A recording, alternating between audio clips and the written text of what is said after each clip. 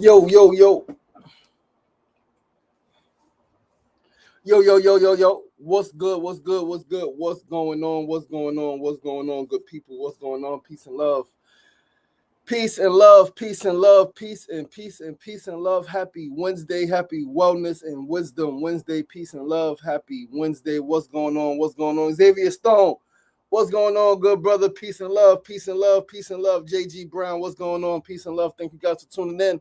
Thanks for being with me, your boy LaShawn Sugarway Marston. I am your host of SRDaily. This is episode 416. 416 episodes in. 416 episodes in. It is going down. It's going down right here. Each and every weekday, Mondays through Fridays, live 9 a.m. to 9:30 a.m. Facebook Live, YouTube Live, and Instagram Live. We call this Wellness and Wisdom Wednesday. Happy Wellness and Wisdom Wednesday, good people. Peace and love, peace and love, peace and love. Listen, I'm going to hit the share button. Please share this live with 5 to 10 of your people who may be interested in tuning in. Just hit that share button. You clearly can't control what folks are doing, but hit that share button. Share the show for your boy. Get some folks in tune with what is happening. Please hit that share button. Please hit that share button. Share the live. Share the content with your peoples. Spread the love. Spread the love. Don't keep the good content to yourself. Your boy is live each and every weekday, Mondays through Fridays, 9 a.m. to 9:30 a.m. right here. Facebook, Instagram, and YouTube. Hit that share button. Spread the love. Spread the love. And we are going to get the show started.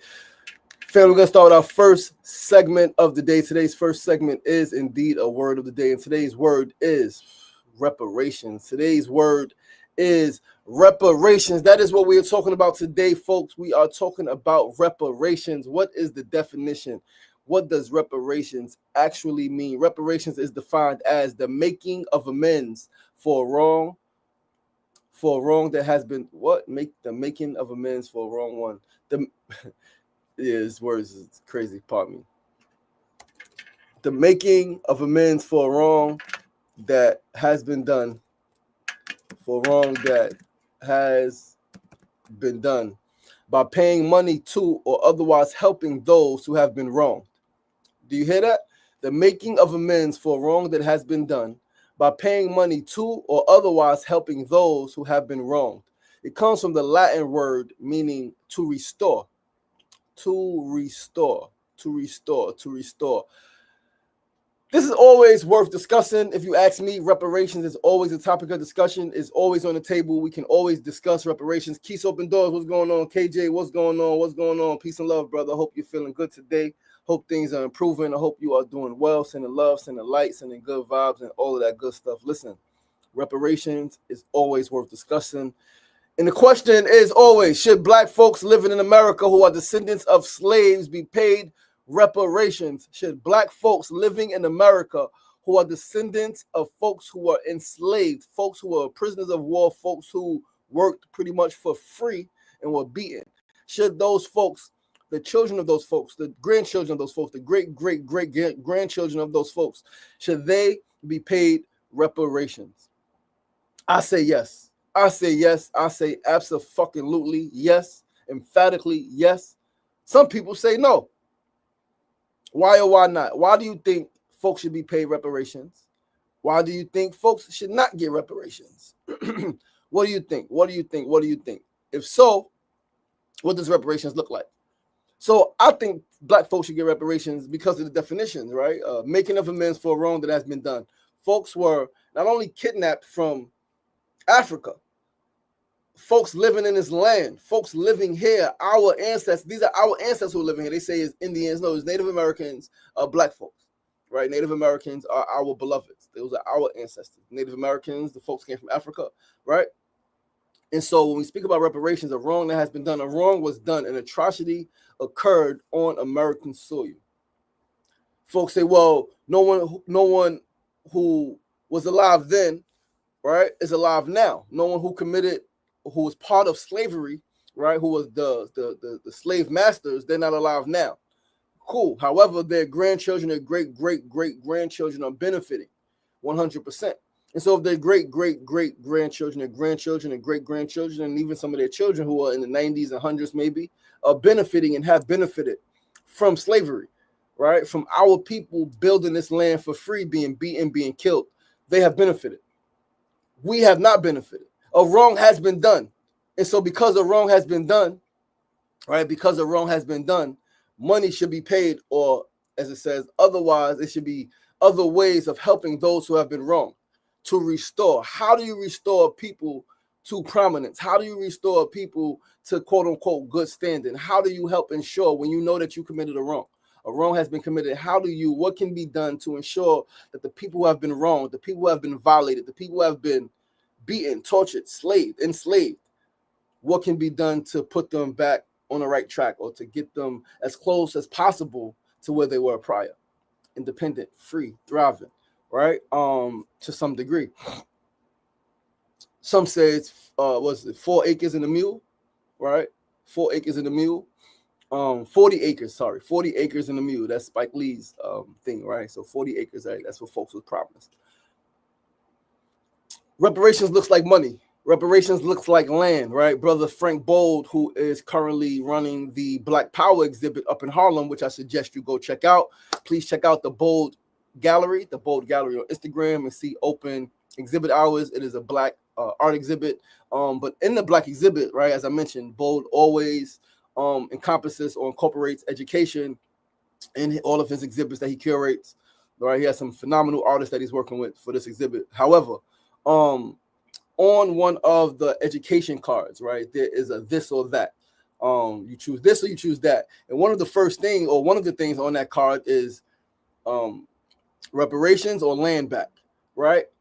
Now, land back could be a form of reparations. Reparations could include land back, right? I don't think there's either or.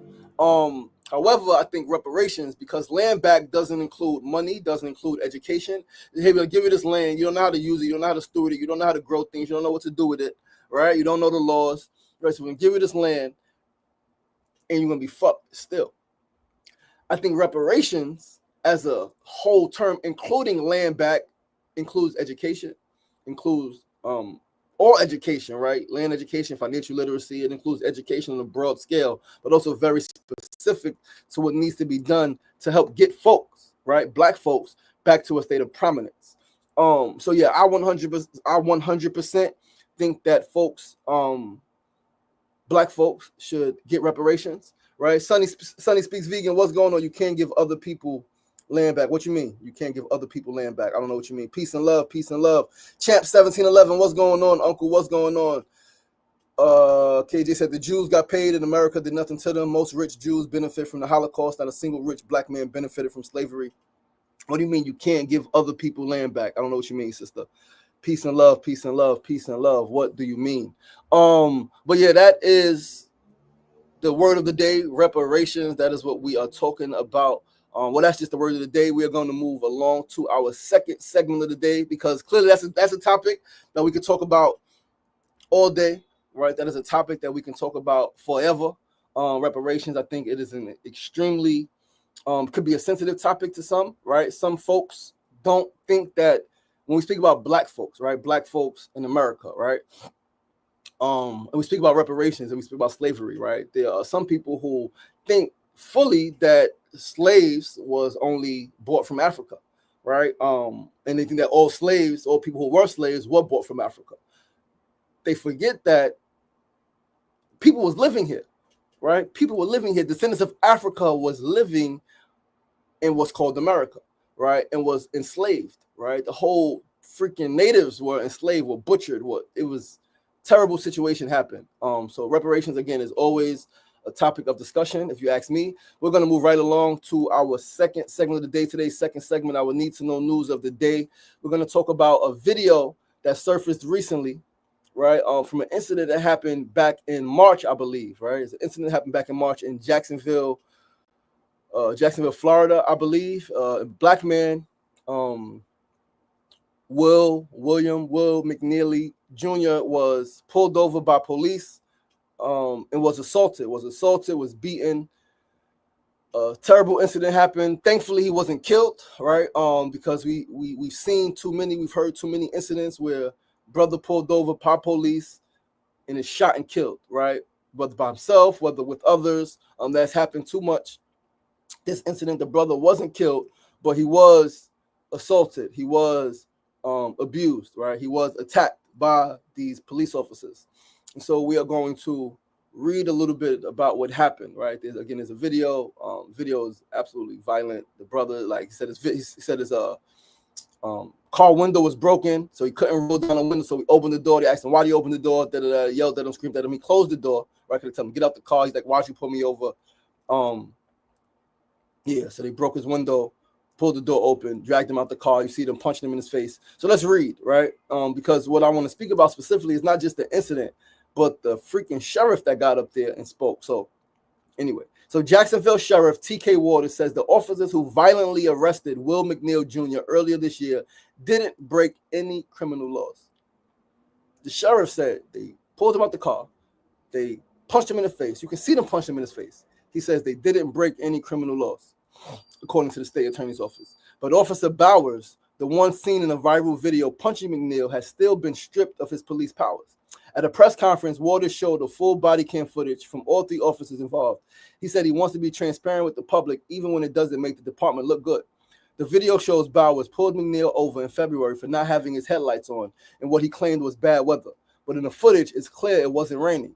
McNeil asked for a supervisor instead of giving his ID, then locked his car door.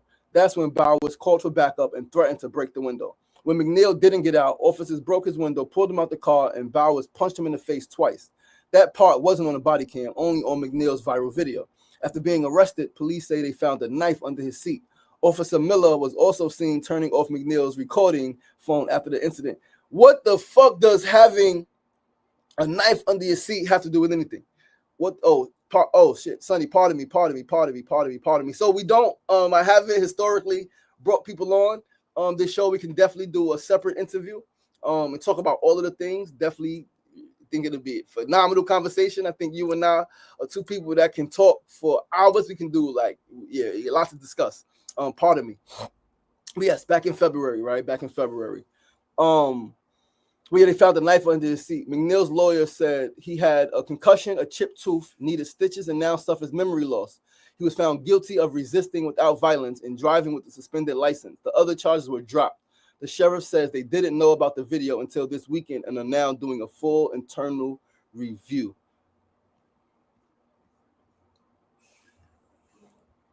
Again, first and foremost, thankfully that the brother wasn't killed. Right, yo, Jaleel, what's going on, good brother? Peace and love. Thankfully that the brother wasn't killed. I wanted to point out specifically not just the incident, but the sheriff who got up there said they broke no laws. Right, so there are people who think that having more black police officers, having more black sergeants, having more black lieutenants, having more black captains, having more black sheriffs will make policing better for black folks, right? They think that will make black folks' interaction with police throughout the country better.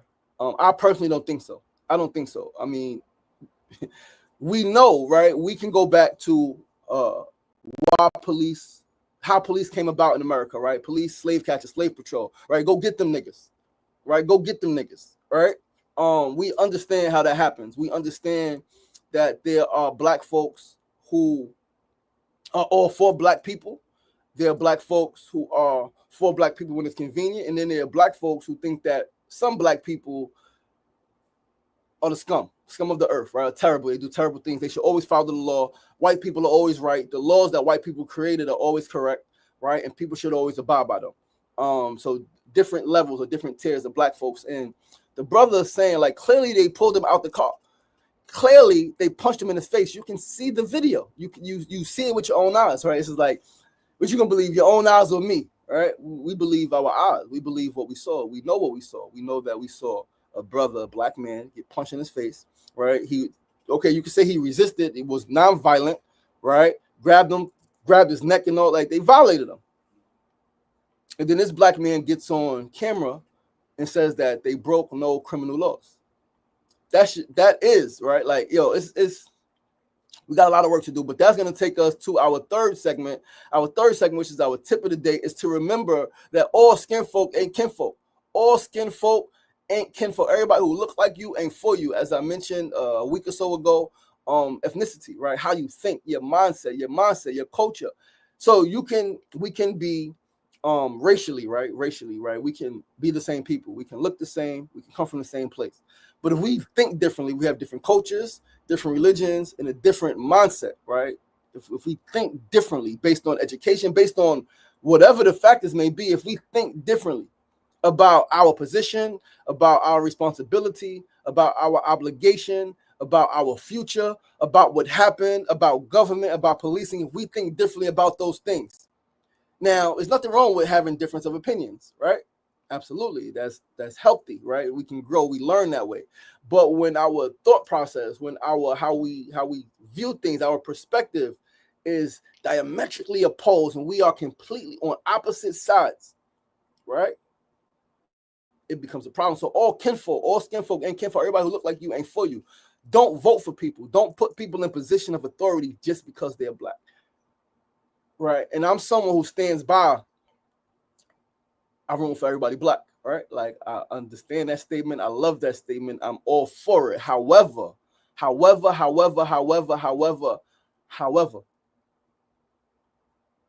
I'm also very aware that everybody who look like me ain't for me. All right. I remember listening to an interview years ago, listening to an audio conversation, rather not interview, with Monster Cody and Tupac, right? In a conversation that was released. And what was extremely interesting about that conversation was because Tupac came from a Black Panther background, right? Was violated, right? Was wronged, he felt, right, by some black folks, and then went on the opposite side, like F everybody. Monster Cody came from the F everybody mindset, gang culture, to developing a Black Panther mindset. It was like, we got to unite, right? And what I loved about that conversation was that neither person was wrong. Both had reasons for why they felt how they felt. And essentially it came down to this, like, everybody who look like you ain't for you. There's some people who look like you who will kill you, right? Who will kill you, who will exploit you worse than, to some degree, right? Worse, because worse is subjective, right? That depends on what you look at, right? Because if you look at the totality of a system and systematic oppression, right? And how people build systems to restrict black folks from gaining certain things, right? Redlining and all of those things. You see that, like, we should be able to, like, look out for each other. We should be able to vote for folks because they're black. We should be able to. But we've seen in this country, we see every day in our lives, we can't. So don't vote for folks just because they look like you, even though we should be able to. But we understand what's at play. We understand that people have different perspectives, which they're entitled to. People are entitled to their perspectives. People are entitled to feel how they feel. People are entitled to their perspectives, their perceptions, to their ideals, right? And all of that stuff, man. So we look around, we see what it's doing for us. We see how it's not benefiting us to the degree that it should be benefiting us. Right. And that's going to take us to our fourth segment. Do black folks in positions of authority mean we made progress? Do black folks in positions of authority mean we make progress? This is our build of the day. Some say yes, others say no. And I'm specifically speaking about the black folks that are in government positions, or really any position of authority. But we can look at the black folks who we have in governmental positions of leadership: council persons, councilmen and women, assembly, Senate, Congress, right? President, right? All respect due to former President Barack Obama. Telling he was black. He was the best president in history. However, if you look at what he did to our brothers and sisters in Africa, in the Middle East, and all of that things, he sent more drones, killing more people than a few previous presidents combined. Right. So it depends on your perception. Your perception is everything, how you see things, what you think progress means. All of that matters when we speak about progress. And do black folks in positions of authority mean we made progress? I say no. I say to some degree.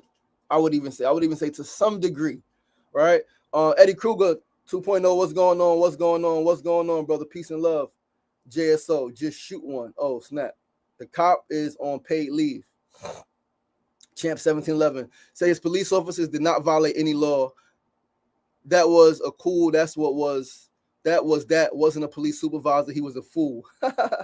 Like people that are in charge want to let their bosses know that, don't worry, I got these black folks in order. Absolutely, absolutely, absolutely, uncle. Absolutely. That happens, right? Again, people, unfortunately, we are all raised differently, right? We are all raised differently. We grow up in different environments. We grow up with, again, different educations. We are exposed to different things. Right. And there are, as in slave times, there was the field nigga and the house nigga. Right. And although we look the same, we may come from the same bloodline, there are those who want to be a part of, and there are those who are absolutely against and just want to be free.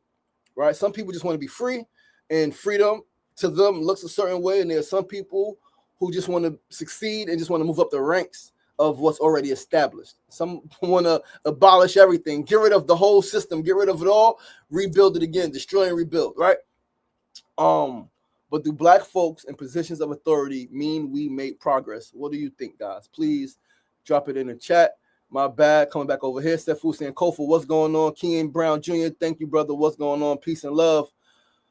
Mona, what's going on, my love? Peace and love, peace and love. Sefu said they stole us, they sold us, they owe us. Absolutely. That's the December 12th movement. That is the motto of the December 12th movement. They stole us, they sold us, they owe us. 100% accurate. I am of that same mindset, my brother. Said that video was painful to watch. Absolutely, that video was extremely painful to watch. The video of the brother being pulled out of his car and beat. I watched it a couple of different angles and I cringed because it's like, number one, right, you would assume based on what was happening that something worse was going to happen, right? Like, I hope they don't shoot this brother. I hope, right? And clearly, if you knew about the case, you knew that he didn't get killed. And it's just bad. It's just bad to see your brother, your sister, somebody who looks like you, somebody who you have empathy for, somebody who you feel is your family, somebody who looks like they are your family, right? And you say, oh, everybody's not your family. It looks like he could be somebody in your family. Looks like a cousin, an uncle, a brother, a son, a nephew, a father, right? It's absolutely painful to watch that video and to watch those videos. But yeah, I think this is always up for discussion, right? Black folks in positions of authority, does that mean we made progress? What do you think? Please chime in, drop it in the chat. Again, I say no. We have, I think, more than ever, we have black folks in government positions of authority. And we're struggling for the most part, right? Throughout the country, throughout the nation in various ways, right? We see our education level, right? We see our children like failing, right? And clearly many of our children are doing freaking masterfully, right? But we see so many children failing. We see so many black folks, black people, black youth killing each other, right? Abusing drugs, right? Like we see so many black folks struggling for housing, struggling for gainful employment, right? Economic stability. All right, we see so many struggles. However, we see so many black folks in positions of authority. What's the correlation? Right? Are these black folks put in these places, placed in these places, placed in these spots, placed in these positions for optics alone to say, hey, listen, we're making progress. But what about the majority of us, right? Just because you let some folks in, right? Just because some folks are able to get in based on the language, the way they speak, based on the way they grew up, based on like there's a lot of factors that go into allowing certain black folks, right? Certain mindset, right? Like, do you want to abolish everything, or do you think that things are okay the way they are and black folks need to get themselves together? Some folks believe that things are perfect. Black folks just need to work harder. We just need to like put down the drugs, work harder, and like work together, and like we'll be okay. And there's some folks like, man, listen, man, like, we ain't bringing drugs into the neighborhood. We ain't bringing guns into the neighborhood, right? We ain't come up with these concepts. We ain't come up with these ideas. We ain't make ourselves poor, right? Like we don't want to go to jail. We don't want to kill each other. And even those who are in the streets, right? I was in the streets and I could have gotten killed by a black man and I could have killed the black man, right? I could have. I did not, thankfully. I did not. But I was in the streets.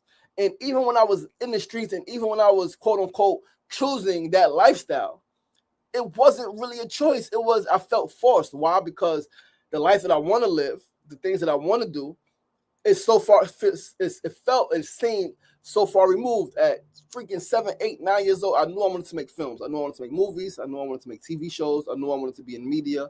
I knew I wanted to use my love of language, my love of words to positively impact the world. I knew that's what I wanted to do as a little freaking boy. At 11, 12, 13, especially after my dad passed when I was 11, I wanted to do that even more, but there was no outlets for it. And so what did I do? If there's no outlet to live life how you want to live life, to pursue the life that you want for yourself, if you see no way to make that happen, what do? You rebel. Now, that's an argument. Some people say, well, you shouldn't do it. You should just do what's there. And it's like, some of us are not going to do that. That's not real. Some of us are not going to conform. Some of us are not going to settle. And so clearly we settle for something else, right? And the cycle repeats itself. But yeah, man, like this is I think these are discussions, these are topics always worth discussing, right? From reparations, right, to the example of the sheriff getting up there saying that his officers did no wrong, right, to all folk, all kinfolk, skinfolk not being kinfolk, right? Everybody who look like you not having the same mindset, not wanting the same things that you want, right? Like, I'm a black man and I'm all for all black schools, right? My daughter at 2 years old, when she was able to be in quote unquote school, she was in a private school in Brooklyn, $800 a month, right? And they were black folks. There was brothers that said I should not have done that. Said that her mother and I should not have put her in an all black school because we are stripping. His exact words was, we are, what it wasn't stripping, and it was a couple years back. So the exact word escapes me, but it was like either stripping or robbing her of an adequate education. It was like, what?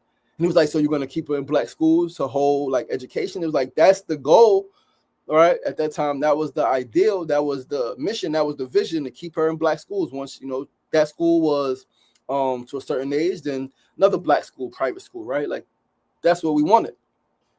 And the brother was against that. He said that we are robbing her of the opportunity for an adequate education. He said, don't you want her to be well-rounded? I said, so what are you saying? Are you saying black folks are not well-rounded? This is a black man. We were sitting in the crib having a discussion, and it was freaking baffling to me. But then I have to remember, we grew up different, right? That's my man, right? He's my man. He's my freaking football coach back in the days, right? So that's my man from my block, right? We see each other. We still greet each other. Love is love. But we think different. We think different based on how we was raised, right? I was raised, my black father taught me black people, right? My black grandfather taught me black people, right? I was exposed to black people and black. My dad was a business owner, right? Like black.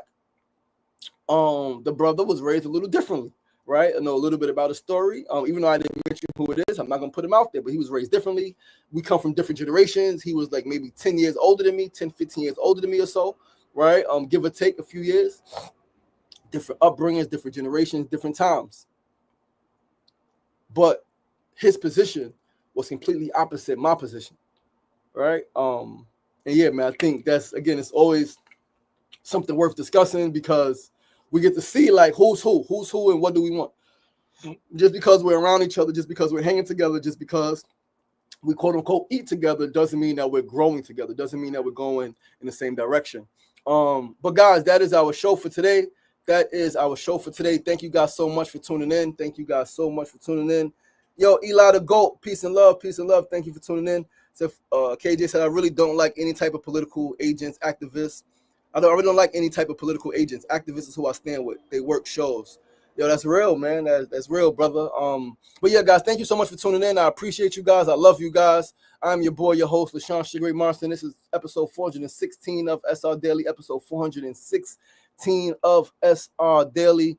Please do join us right back here tomorrow, same time, same place, 9 a.m. to 9:30 a.m. Facebook Live, YouTube Live, and Instagram Live. Once again, Facebook Live, YouTube Live, and Instagram Live. Please do join us right back here tomorrow, same time, same place, 9 a.m. to 9:30 a.m. Tomorrow we have more great discussion. I love you guys. I appreciate you guys. Enjoy the rest of your day. Be well. Take care of yourself. Remember, be kind to yourself. Be kind to each other. It ain't getting knocked down. That's the problem. It's staying down. So get up. The power is in you. The power is in you. You can create any reality that you desire, any reality that you wish to bring into fruition. You have the power inside of you to make it happen. So believe in yourself, take chances, take risks, be courageous, have faith in yourself, right? Unyielding, unlimited, unshakable faith in yourself. And I believe that you can make it all happen, man. I love you guys. I appreciate you guys. I'll see you tomorrow. Peace.